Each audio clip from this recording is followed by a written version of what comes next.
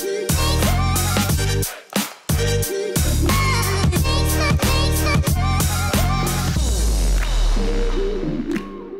I'm Philip Nothard, Customer Insight and Strategy Director at Cox Automotive.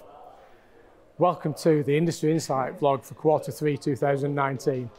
I'm at Stoneacre Ford here in Halifax today, and I'm going to start by talking to Paul McCormick, Regional Manager and Chair for the NFDA in the North East, about the Q3 market. After that, we'll take a quick look at the impact of RDE before closing on some predictions for the retail and wholesale markets up until the end of this year.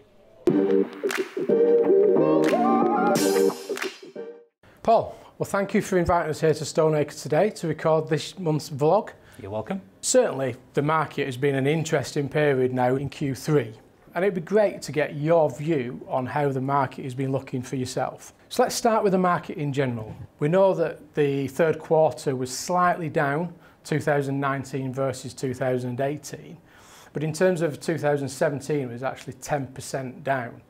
So that obviously has an impact on used cars. And how have you found that over the recent months? I think it's fair to say, Phil, that the market is tightening overall, and I think you've only got to read the trade press to see what everybody else is saying. For us, I think that we fought our way through because we put relentless activity into the job to make sure that it happened. But I think there is certainly a decline. And when you think that we came out of 2017 on such a high, I think it was pretty inevitable that we were going to see a decline in registrations over the next 2 years. The impact of that at 10%, this is perhaps where the market's going to settle. So in terms of consumer demand, how's consumer demand been over that same period? I think consumer demand has fallen backwards slightly. I think as a motor organisation, we've not found it too bad because we've driven the activity, but I think it's certainly starting to pinch.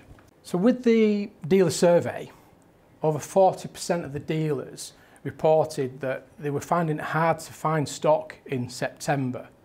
How have you found it as a business in terms of the supply and pricing through the third quarter? We certainly saw prices going up, and I think it's fair to say with the cap pricing sort of finding a level, there was a little bit of uncertainty around pricing at that sort of point. We do generate quite a lot of used cars from our new car activity, so that always supplies us with stock.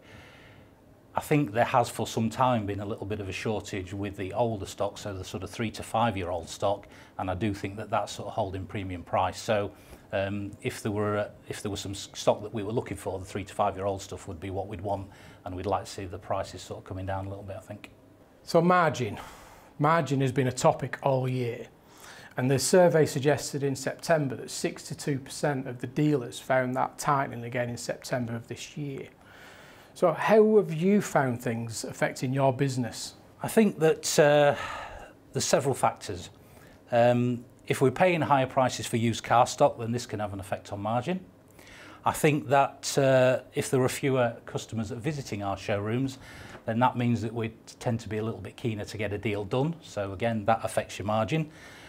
Manufacturer targets were a point of discussion at the beginning of the year, and I think that some manufacturers sort of pushed that a little bit. So if we're trying hard to achieve a target, that's going to have an effect on margin as well.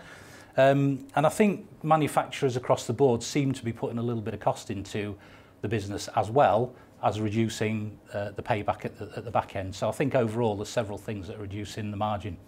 So in terms of the rest of the year, what's your view and what you think it will hold now for the retailers for the remainder of this year? I think when you and I were talking this time last year, we had a conversation where I was predicting what I thought for 2019. And in fairness, I said at that point, I can see Q4 being tough, Q1 not being as buoyant as we would expect it to be, slightly settling in Q2 and then Q3 being difficult. For us, as a motor group, we haven't actually found that. We've driven activity and we've managed to get where we need to get to by the end of Q3. I now feel that my prediction was right. I think I was just a little bit premature. Well, Paul, thanks for the time today.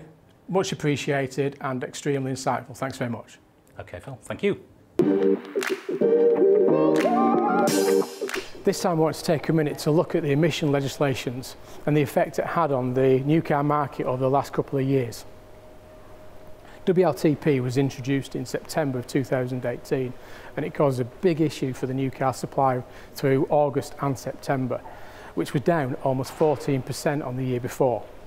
This September we saw the next level of emissions with the RDE, the Real Driving World Emission Tests. So what happened?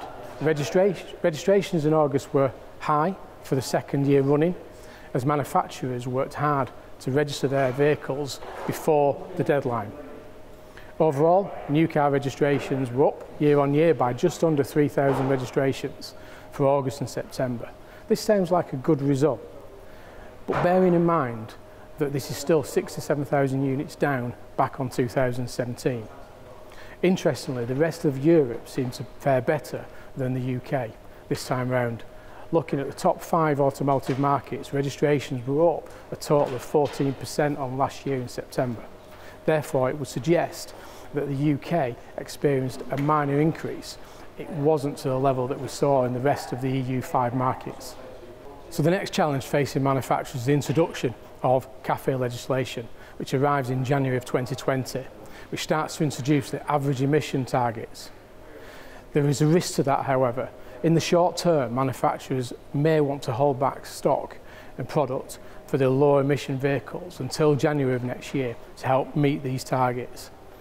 There is a softer change, however, and I don't expect it to have the major impact that we saw from WLTP.